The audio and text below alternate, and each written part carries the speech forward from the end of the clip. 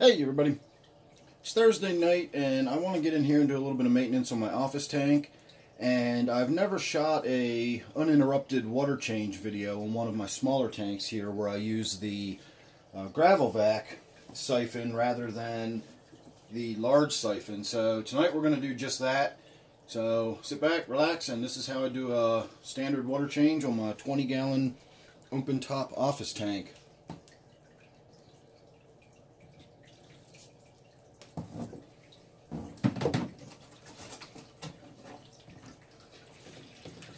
Now, generally I only take about 5 gallons out,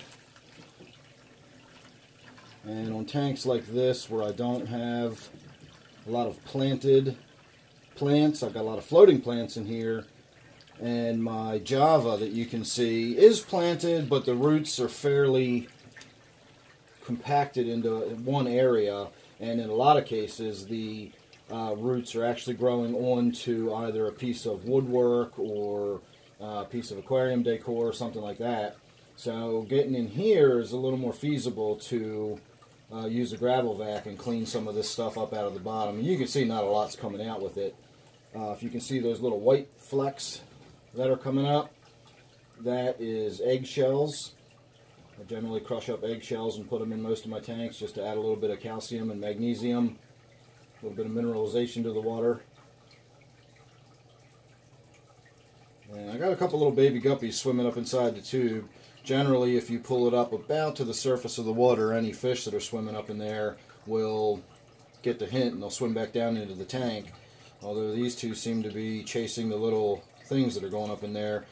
So when I'm done with this, I'll let the bucket sit for a while. I'll let all the stuff at the bottom settle, and I'll make sure that there's no little fish swimming around in it before I pour it out, because I have sucked fish up through my siphon before. Not this one. This does have a guard in it, so anything larger will get stopped, but I've got some really small guppies in this tank, little baby fry, so I don't want to remove them from the tank as well. So we'll definitely be letting this bucket sit for a while so I can see clearly in it before I dump it out. Now we're getting down to about where I feel is enough water for a decent sized water change out of this tank, and we're not quite at 5 gallons yet. We're about 3 gallons.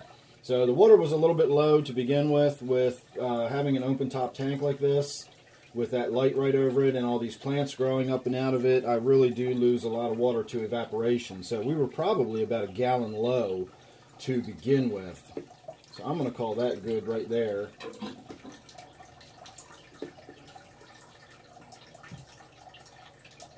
Plants back in the tank,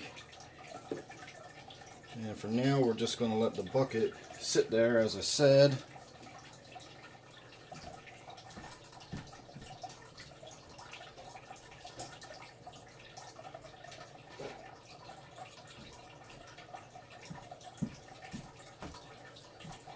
Now, I don't have to get in this tank and wipe the glass down too often, but since we're doing the video tonight, we may as well. Yes, these are all snails I'm just knocking off the glass and back into the water.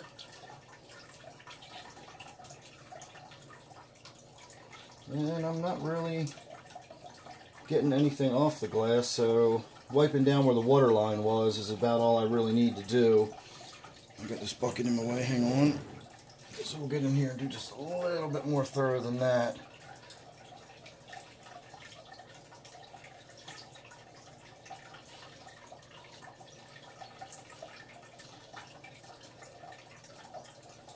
And yes, I do often collect snails out of this tank and take them downstairs to feed Butterbean. So that's really all I got to do as far as wiping the glass down. I do need to remove this. In fact, I'm going to give this a little quick dunk in the tank water. So I put some standing water in this because this is bone dry. And presumably the plant has been living off of the roots that have developed in the tank. So I always keep a little bucket like this handy, so when it's time to do the water change or the filter change, I've got something to put it in, and you can see how clogged up. Now this is also that fine material, unlike the stuff we're going to be putting in it tonight.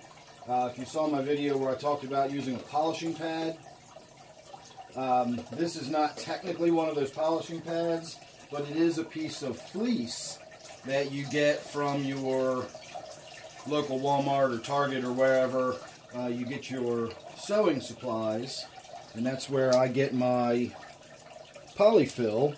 I'm sorry, my poly batting, and you can see it's just a simple piece of batting. I fold it around the frame, and then that just slides down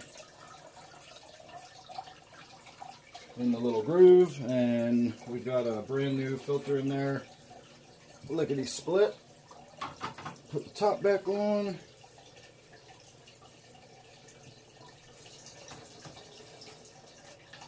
Put the plant back on, and now all we got to do is start ferrying jugs of water, so I'll be right back.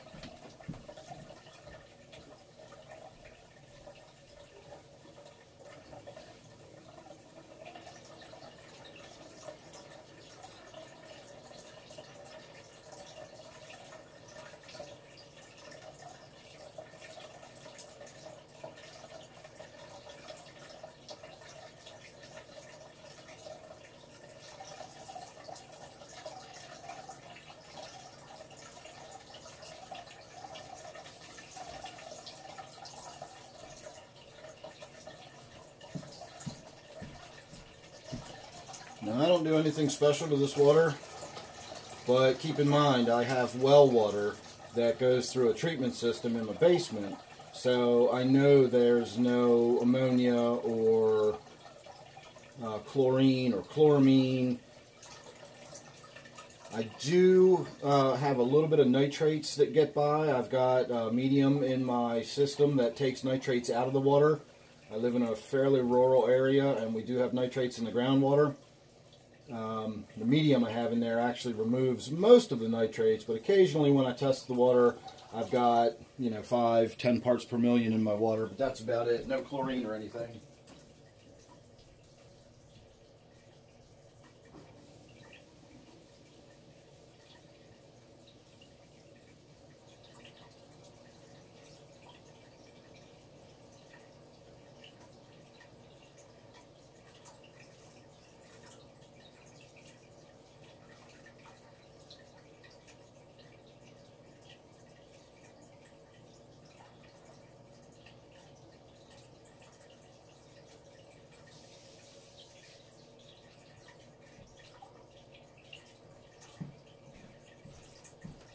As far as the water temperature, I just started, I'm getting this out of my faucet in the bathtub, and I just started out sort of in the medium range, and the first gallon or two is just the water that's already in the pipes, and that's effectively room temperature, so that's not going to be any big deal. This tank is only a few degrees above room temperature anyway. This tank only runs about 77 degrees, maybe 78 degrees. And right now I've actually got a little space heater going in here, so the tank temperature and room temperature are probably about the same. So not too worried about the water going in just yet.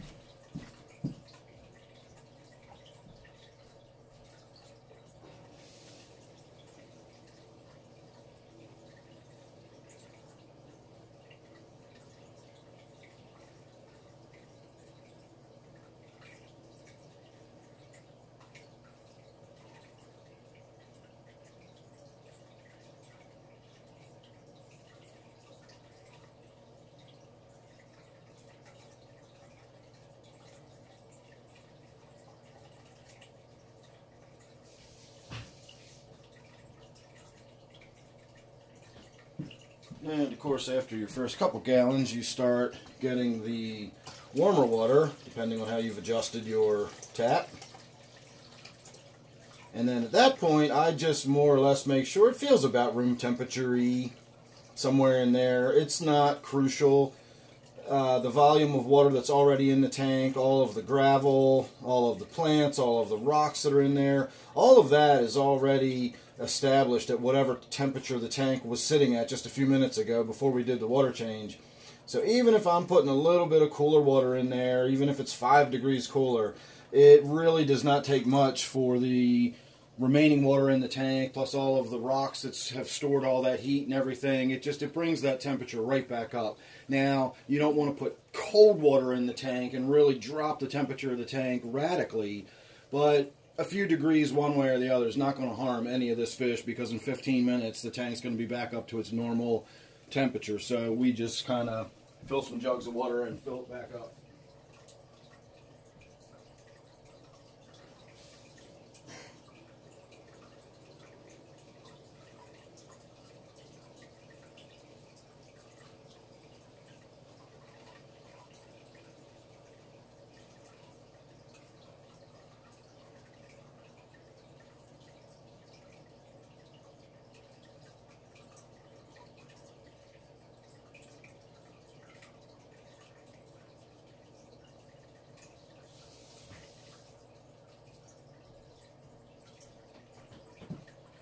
On that note, I will say that I think it's better, if you're going to shift the tank temperature a few degrees, I would recommend erring to the side of shifting it down rather than making the tank slightly warmer than the fish are used to.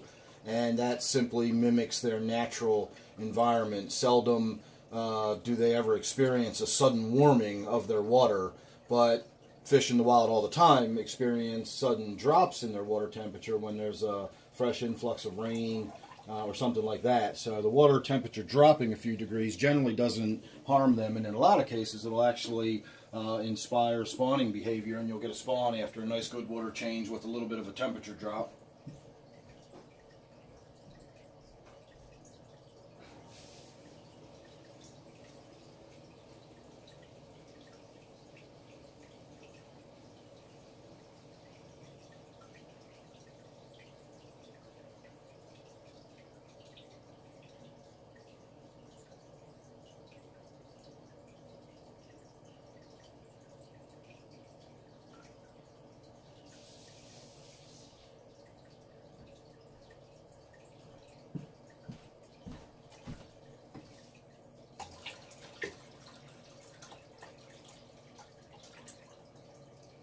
So we'll probably need one more after this, and then that'll be the end of this water change. That'll be that.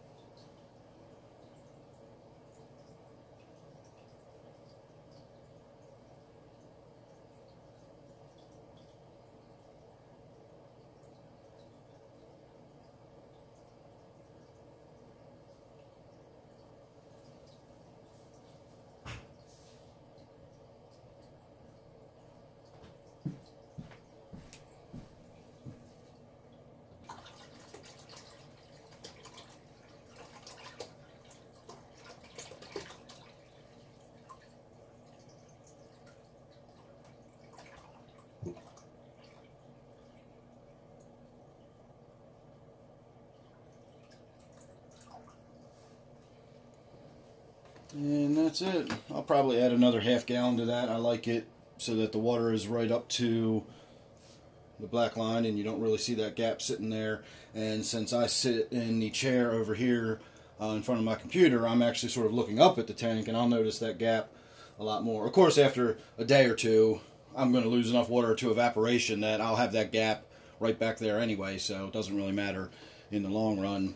So there you go, under 15 minutes, full water change, filter change, wiped the glass down, and did it all while chatting away. So there you go, everybody. That's how I do a simple water change on my 20-gallon office tank. Thanks for watching. Hope you enjoyed that one. Don't forget to subscribe, and I will see you real soon on the next one.